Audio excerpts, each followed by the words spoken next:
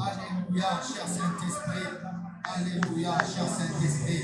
Est-ce que tu peux élever ta voix pour adorer ce Dieu bon pendant quelques minutes?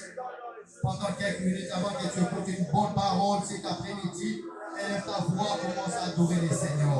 Adore-les, adore-les, adore-les. Adore-les, adore-les, adore-les.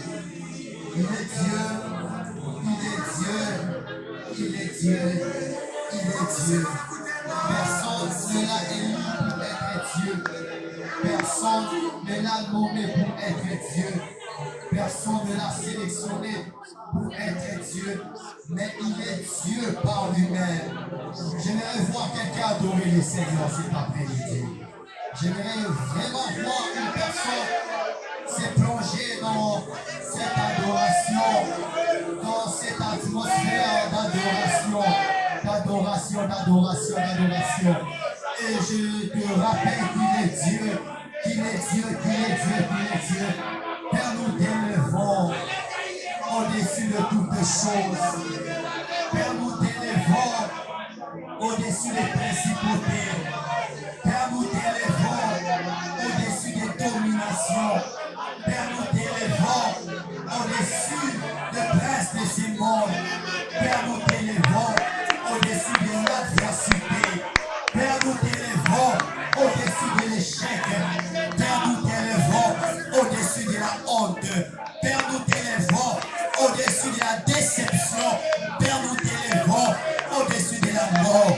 Père, nous t'élevons au-dessus de la crise. Père, nous t'élevons au-dessus de la méchanceté.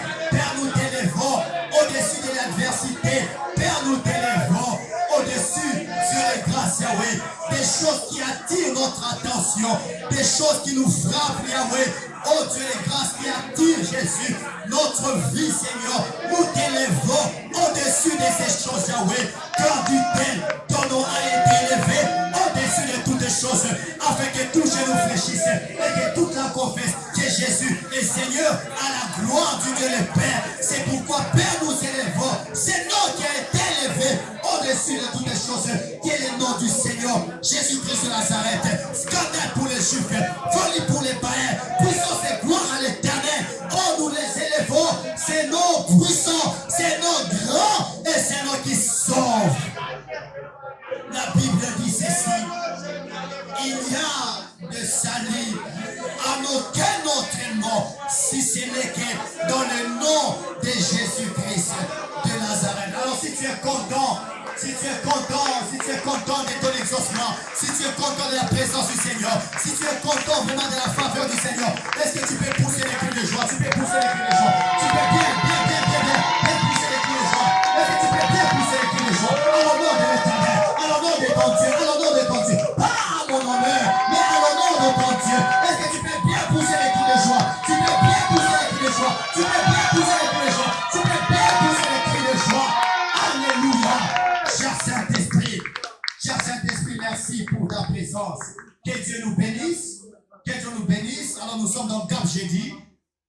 Alors permettez-moi de vous dire une pensée du Seigneur pendant un laps de temps et puis on va se séparer. Alléluia. Alléluia. Gap Jeudi, c'est un jour particulièrement de prière. Mais permettez pendant quelques minutes de libérer vraiment une courte pensée. Je vais intervenir avec une portion d'écriture et j'ose croire que le Seigneur te fera beaucoup de bien. Sans plus tarder, nous serons dans le livre de Luc chapitre 13 le 6e verset. Luc chapitre 13, le 6e verset. La Bible dit ceci. Il dit aussi, de la manière de Gap, merci, que Dieu vous bénisse, il dit aussi cette parabole. Un homme avait un figuier planté dans sa ville. Il vint y chercher du fruit et il n'en trouva pas. Alors il dit au vigneron, voilà 3 ans que je viens chercher du fruit sur ces figuiers et je n'en trouve pas. Coupe-le. Pourquoi occupe-t-il la terre inutilement? Quel question mark, point d'interrogation. Le vigneron lui répondit, Seigneur, laisse encore cette année. Je creuserai tout autour et j'y mettrai du fumier. Peut-être à l'avenir donnera-t-il du fruit, sinon tu les couperas. Amen. Que Dieu nous bénisse et dit merci à Dieu pour cette occasion, cette belle occasion qu'il m'a accordée de me tenir devant vous. Je crois que ce n'est pas une habitude, mais simplement par sa grâce. J'ai dit merci à tout un chacun d'entre vous pour votre présence et j'ai dit merci aux internautes pour tout ce qui nous suivent dans le monde entier. Que Dieu vous bénisse, que Dieu vous fasse beaucoup de bien. Nous, c'est la génération CAP, qui avait dit génération des assoiffés de la connaissance de la parole du Seigneur, et nous avons pour mission de susciter l'intérêt des Saintes Écritures dans le monde entier, ainsi rafraîchir la soif de la parole du Seigneur qui se résume dans Jean chapitre 4 verset 14. Il dit ceci, mais celui qui boira de l'eau que je donnerai n'aura jamais soif, et l'eau que je lui donnerai deviendra en lui une source d'eau qui gérera jusque dans la vie éternelle. Alors, pendant quelques minutes, je vais vous donner une portion d'écriture et voici le thème cet après-midi. Waouh! Waouh! Pendant quelques minutes, voici le thème que Dieu m'a accordé de vous dire.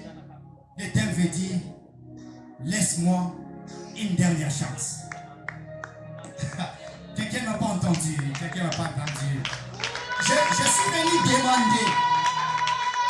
Je suis venu demander en toute humilité, en toute simplicité, en toute modestie, de me laisser une dernière chance. Et non seulement moi, et je sais que vraiment cette demande, elle est faite par tout un chacun d'entre vous à l'égard de l'Éternel. Alléluia. Et pendant quelques minutes, on va vraiment décortiquer cette pensée et nous allons trouver des choses vraiment importantes. Alors, cette parabole, c'est l'une des paroles, parce que Christ a prononcé plusieurs paraboles. Et c'est l'une des paroles que Christ a prononcées. Et Christ lui-même, quand il parlait à ses disciples, il parlait à la foule, il est arrivé à un moment donné, il lance directement cette parabole avant de faire vraiment une opération terrible, un miracle pour guérir cette femme qui était courbée pendant 18 ans. Et avant d'arriver à cette opération, il lance cette parabole. Et il dit ceci, il y avait un homme qui avait sa vie. Et cet homme avait sa vie, et dans sa vie, il a planté plusieurs choses. Et je crois, si j'ai une vie, je peux planter les manguiers, les goyaviers, les pommiers et autres choses. Alors tous les fruits que je peux, ce qui me semblera bon, je peux toutefois les planter parce que c'est ma vie. Je suis le maître, je suis le détenteur. Alors cet homme a planté également le figuier en s'attendant, en croyant que non, tôt ou tard, il aura vraiment les fruits à l'égard de ces figuiers. Et il est arrivé au moment opportun, c'est-à-dire au moment où le figuier devait produire. En réalité, quand vous placez ou vous plantez les figuiers, c'est après 3 ans que le figuier doit produire le fruit. Et cet homme est venu après 3 ans pour cueillir le fruit face à l'égard de ces figuiers. Mais il a trouvé que non, à ces figuiers, il n'y avait pas de fruits. Ça, c'est formidable. Il constate qu'il n'y a pas de fruits. Mais quand il a placé, quand il a planté les figuiers, c'est avec l'objectif que tôt ou tard, j'aurai les fruits. J'en mangerai et je pourrai également distribuer à plus d'une personne. Et il est arrivé là, il a constaté que non, les figuiers n'ont pas produit. Alors selon moi, selon mon imagination, je crois que cet homme avait donné encore la chance à ces figuiers pour dire, je reviendrai. Peut-être la première fois ça n'a pas tenu, la seconde fois ça pourra tenir, j'ose croire. je suis responsable de mes déclarations. Après 3 ans, ou 3 années après, cet homme est revenu, ça fait 6 ans. Il est revenu au même figuier, à la même endroit. Il constate que le figuier est toujours stérile. Alors du fait qu'il avait donné la première dérogation, c'est-à-dire prolongation, il ne pouvait pas dégonner, il ne pouvait pas donner une seconde dérogation.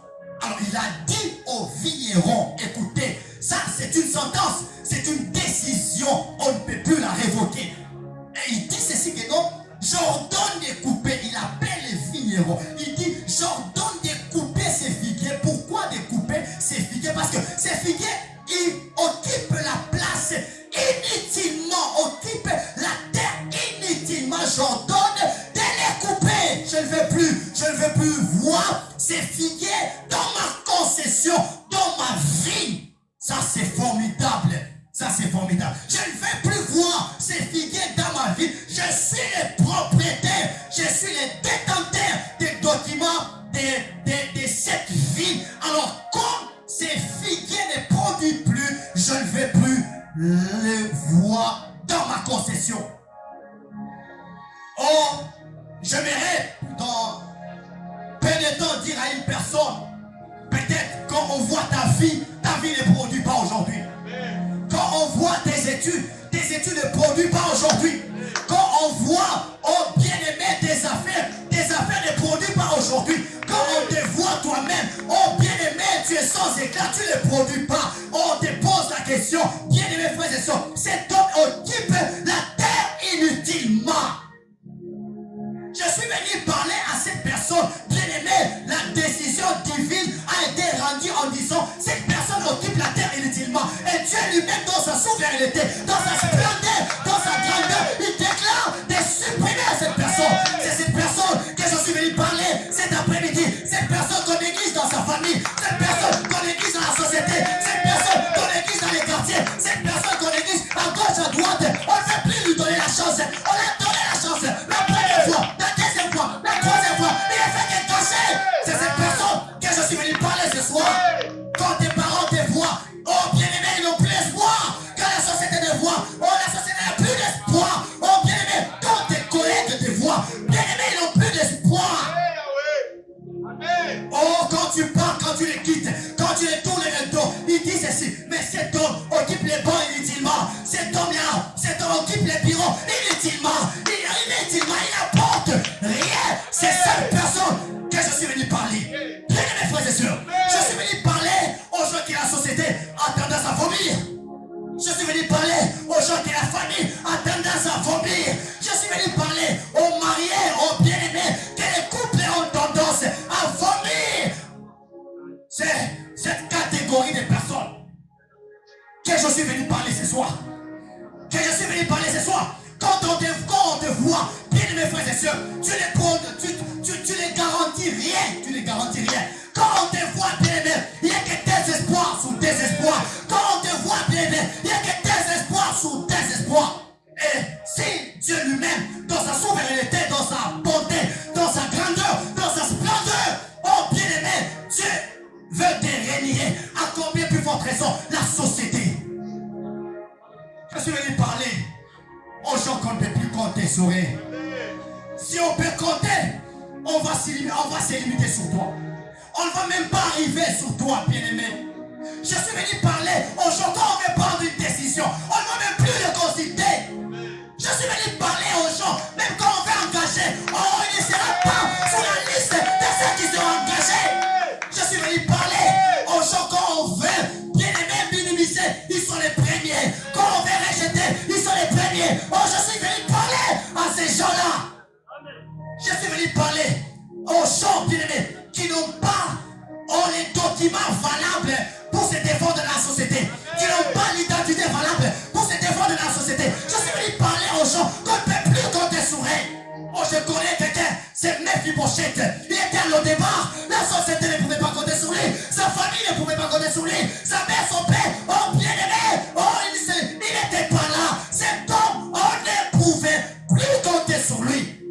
C'est cette catégorie de personnes que je suis venu parler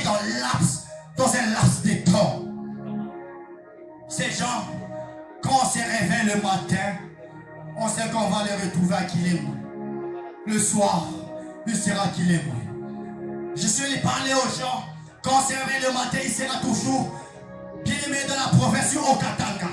Le soir, il sera dans la province du Haut-Katanga. Je suis venu parler aux gens bien aimés. Le matin, ils sont en République démocratique du Congo. Et le soir, ils sont en République démocratique du Congo. Ils n'ont plus d'éclat. Alléluia. Alléluia. Alléluia. Je suis venu parler aux gens qui sont au bout de leur vie. Au bout de leur vie. Au bout de leur vie. Si je vais parler en termes du ministère, quand on voit GAP, bien aimé frères et sœurs, oh bien aimé, GAP a été conçu, GAP a été créé, oh parmi les grands ministères qui devaient influencer le monde entier, GAP a été créé parmi les ministères qui devaient faire atteindre l'évangile jusqu'aux extrémités de la terre. Mais quand on voit GAP aujourd'hui, GAP n'a plus d'éclat, GAP n'a plus d'avenir, GAP n'a plus d'avenir. Je suis venu parler à ces ministères. Je suis venu parler à ces ministères. Bien aimé frères et sœurs, la conception de Dieu, c'était une génération pour sauver les âmes. C'était une génération pour influencer les âmes. C'était une génération pour influencer les gens, pour sauver les gens, pour proclamer la bonne évangile. Bref, le retour à l'authenticité de cette écriture. Mais aujourd'hui, bien les frères et sœurs, nous étions parmi les grands ministères de ces pays, les grands ministères de ces mondes. Mais aujourd'hui, quand on parle de GAP, on ne voit plus d'éclat. C'est à ces ministères que je suis venu parler. Je suis venu parler à une personne qui est sur le point d'être coupée. Je suis venu parler à une personne qui est sur le point d'être retranchée. Parce que la décision du maître de la vigne était de couper les figuiers. C'est à cette catégorie de personnes que je suis venu parler. Mais écoutez, écoutez. Dans la vigne, il y avait les vignerons. C'est-à-dire, c'est lui qui prenait en charge de tous les arbres qui étaient là. Le rôle du manguier, c'est de produire le mangue. Le rôle du goyavier, c'est de produire les goyaves. Le rôle de l'oranger, c'est de produire les oranges. Le rôle de l'avocatier, c'est de produire les avocats. Le rôle du pommier, c'est de produire le pomme. Et ton rôle aussi, c'est d'influencer cette génération. Le rôle aussi des GAP, c'est d'influencer cette génération. Ceux qui n'avaient plus soif de la connaissance, de la vraie connaissance de la parole du Seigneur, qu'ils aient soif, qu'ils reviennent à la bonne parole. Et on a constaté que les figuiers n'avaient plus son sens d'être. Il devait être coupé absolument. Mais il y a quelqu'un qui a intervenu directement. Il plaide devant le maître. Il dit au maître, maître, je sais que ce figuier est stérile. Je sais que jusqu'à présent, ce figuier ne produit pas. Je sais que jusqu'à présent, ce que tu attendais à ce figuier, le figuier ne donne pas. Je sais que jusqu'à présent, maître, tu es déçu. Je sais que jusqu'à présent, maître, tu es dans le désespoir. Je sais que jusqu'à présent, maître, tu es abattu. Je sais que jusqu'à présent, maître, tu es découragé. Je sais, maître, jusqu'à présent, tu es vraiment abattu. Mais je te demande une chose. Je te demande une chose. Si tu peux me permettre, pour une dernière fois, si tu peux me permettre, du fait que je travaille dans la vie, tu peux me permettre de travailler encore. Tu peux m'accorder une dernière chance. Et la dernière chance que tu vas m'accorder, la dernière opportunité que tu vas m'accorder, je travaillerai tout autour du figuier. Je creuserai, je mettrai du fumier. Et l'année prochaine, quand tu reviendras, si le figuier n'est pas à mesure de produire le fruit, maître, je t'ordonne, tu vas les couper. Maître, je t'ordonne, tu vas les couper. Je suis venu parler à une personne. Le figuier c'est Jésus-Christ de Nazareth. Oh, ou les vignerons, c'est Jésus-Christ de Nazareth. Dieu dans sa souveraineté, Dieu dans sa splendeur, Dieu dans sa compétence, Dieu dans sa bonté, il a déjà pris la sentence, il a déjà pris la décision de te retrancher sur la terre. Parce que tu ne les produis pas. D'éliminer Cap, parce que Cap ne produit pas. De t'éliminer parce que tu es stérile jusqu'à présent. Mais à côté de Dieu, il y avait un Jésus. Où il y a toujours jusqu'à présent un Jésus. Oh bien-aimé, la Bible dit ceci. Jésus intercède en faveur de nous. Pas des soupirs inexprimables. Il est assis à la droite du Père pour intercéder pour nous. Pour intercéder pour ta vie. Pour intercéder pour ta santé. Pour intercéder pour ton avenir. Pour intercéder, oh bien-aimé, pour ton diplôme, pour ton licence. Pour ta licence. Jésus est assis à la droite pour intercéder pour toi. Et cet homme de Jésus, ça c'est bon. Il a commencé à intercéder. Il a demandé au maître, il a demandé au Seigneur que tu peux m'accorder une dernière chance. Voici le thème de ce soir. Donne-moi une dernière chance. Donne-moi une dernière chance. Donne-moi une dernière chance. Donne-moi une dernière chance. Je sais que vous m'avez donné tous les noms possibles. Je sais que vous m'avez donné toutes les qualifications possibles. Mais je vous demande ce soir de me donner une dernière chance. Et la dernière chance que je vais vous donner, je vais embrasser Cap 21. Alléluia. Alléluia. Alléluia. La dernière chance que je vous demande, oh, je vais embrasser Cap 21. Et dans Cap 21, je vais gêner pendant 21 jours. Et bien aimés frères et sœurs, Jésus lui-même qui a demandé une dernière chance à ses maîtres pour travailler sous les figuiers. Il a travaillé, il a travaillé, il a travaillé, il a travaillé, il a travaillé pendant une année. Quand on parle en termes de jours, c'est pendant 365 jours. Donc Jésus lui-même, bien aimé, a travaillé pendant 365 jours. Et quand le maître de la vigne est revenu l'année prochaine, bien aimé, en entrant dans sa vigne, il a fixé son regard à ses figuiers, il a trouvé les fruits, alléluia. Il a vu les fruits, alléluia. Je vais dire à une personne, Jésus va te travailler pendant 21 jours. Jésus va te travailler pendant 21 jours. Jésus va te travailler. Il va te travailler. Il va te travailler. Il va te travailler. Il va te travailler. Il va te travailler. Il va te travailler. Et Jésus demande ce soir à Dieu de ne pas retrancher amour, de ne pas retrancher exaucer. Oh, alléluia, alléluia. De ne pas retrancher maman Dadou. Oh, quand Dieu voit Cap, oh, Dieu se pose mille et une questions. À ce stade, Cap devait influencer. À ce stade, Cap devait impacter. À ce stade, Cap devait faire beaucoup de choses. Même si on n'a pas encore 3 ans. Oh, bien-aimé, comme les figuiers. Mais Jésus, la mission, voit Dieu, la mission qu'il a confiée à Cap. Même dans une année, il peut sauver les âmes. Même dans une année, les âmes peuvent être converties. Même dans une année, les âmes peuvent être sauvées. Mais quand Dieu voit, bien aimé, Cap a une année, mais Cap ne produit pas de bons résultats. Dieu est sous les poings. Oh, d'effacer les visionnaires. Dieu est sous les poings d'effacer tous les serviteurs de Cap. Mais Jésus a demandé. Oh, Jésus venu dire à une personne, Jésus plaide pour toi. Jésus plaide pour toi. Jésus plaide pour Cap. Jésus plaide pour Cap. Jésus plaide pour Cap. Jésus plaide pour Cap.